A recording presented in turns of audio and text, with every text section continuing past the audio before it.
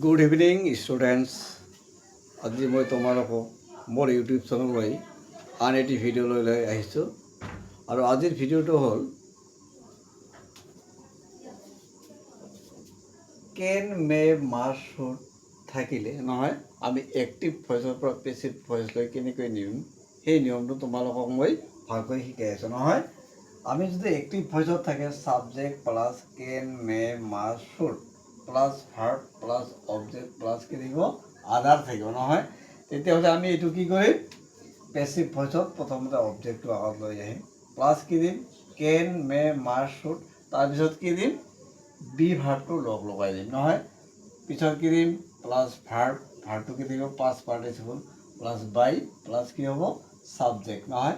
মই এটা দুটা উদাহৰণ দিছোঁ নহয়, আৰু লগতে যিটো ওৱান থাকে ওৱান যিটো বাক্যত থাকে বাই ওৱান এজেণ্টটো দিব নালাগে নহয় এইটো।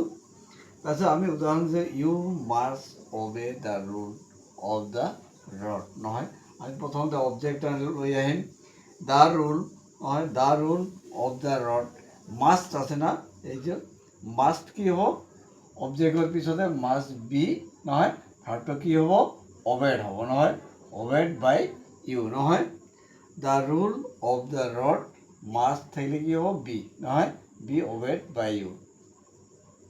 2 নম্বৰ উদাহৰণটো হৈছে ওৱান শুড ডু ওৱানছ ডিউটি নহয়, ওৱান থাকিলে বাই ওৱান এজেণ্টটো নালাগে ডাইৰেক্টকৈ কৈছোঁ মই নহয়, যে কি হ'ব ডিউটি শুড বি ডান নহয়।